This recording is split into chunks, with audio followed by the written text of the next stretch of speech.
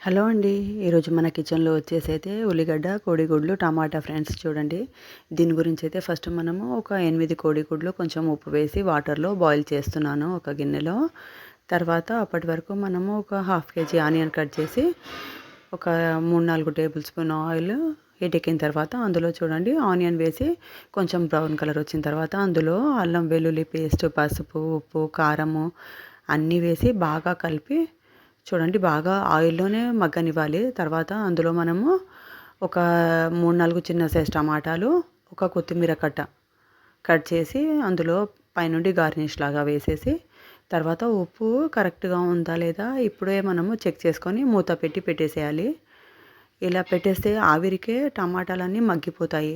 కొంచెము egg curry అయినా non veg mutton కానియండి, చికెన్ కానియండి, ఫిష్ కానియండి, కొంచెము ఇలా నాన్ వెజ్ కర్రీస్‌లో అయితే ఆయిల్ కొద్దిగా ఎక్కువ వేస్తేనే చాలా అంటే చాలా టేస్టీగా ఉంటాయి కర్రీస్. చూడండి నేనైతే మొత్తం ఇది ఆయిల్‌లోనే కుక్ చేశాను. ఈ విధంగా వేసిన తర్వాత ఇందులో ఒక హాఫ్ టీ స్పూన్ ధనియా పౌడరు, ఒక పావు టీ స్పూన్ గరం మసాలా, ఇంట్లోనే మనము ప్రిపేర్ చేసి పెట్టుకున్న గరం మసాలా చూడండి కొద్దిగా ఇంకొంచెం వేశాను గరం మసాలా కూడా. ఇప్పుడైతే చాలా మంచిగా ఫ్లేవర్ వస్తుందండి. చాలా అంటే చాలా వేడి వేడి రైస్‌లో అయితే ఎంత బాగా ఉంటుంది. ఇంకా నేనైతే ఇంకా ఎగ్ కర్రీ చేశాను కదా లంచ్‌లోకి. పిల్లలకైతే ఇంకా బాస్మతితోని వైట్ రైసే చేశాను ఫ్రెండ్స్. చాలా బావుంటుంది. వేడి వేడి బాస్మతి రైస్, వైట్ రైస్. ఇంకా ఎగ్ కర్రీ అయితే చాలా అంటే చాలా టేస్టీగా ఉంటుంది. మీరు సేమ్ ఇదే విధంగా ప్రిపేర్ చేయండి. ఇంకా వేడి వేడి రైస్‌తో సర్వ్ చేసి తినండి ఫ్రెండ్స్. ఎంత బావుంటుందంటే ఫ్యామిలీ వాళ్ళందరూ మీకు మెచ్చుకోవాల్సిందే తప్పకుండా. చూడండి ఇంకా మా గుడ్లు ఉడికిపోయాయి.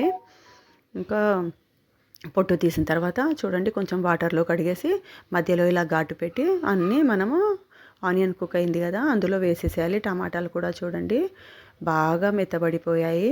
మనం మూత పెట్టి పెడతాం కదా అందులో మనకు అసలు కనపడడం లేదు. కూరలోనే కలిసిపోయి మొత్తం ఇట్లా మెత్తగా మగ్గిపోయాయి. కర్రీ అయితే చాలా టేస్టీగా కుదిరింది. ఇప్పుడు మనము మూత పెట్టేసి ఒక 5 మినిట్స్ అలా పెట్టేస్తే మనకు టేస్టీ ఉల్లిగడ్డ, కోడిగుడ్లు, టమాటా చూడండి కర్రీ ఎంత బాగుంది.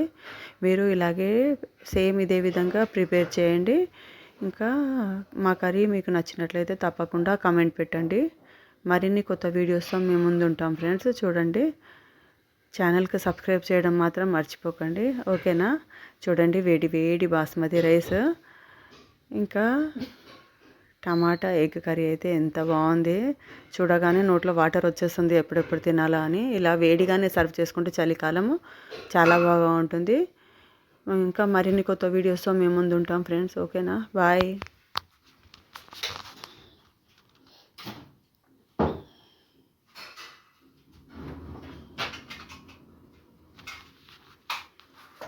కొత్తగా చూసేవాళ్ళు తప్పకుండా ఛానల్కి సబ్స్క్రైబ్ చేయండి.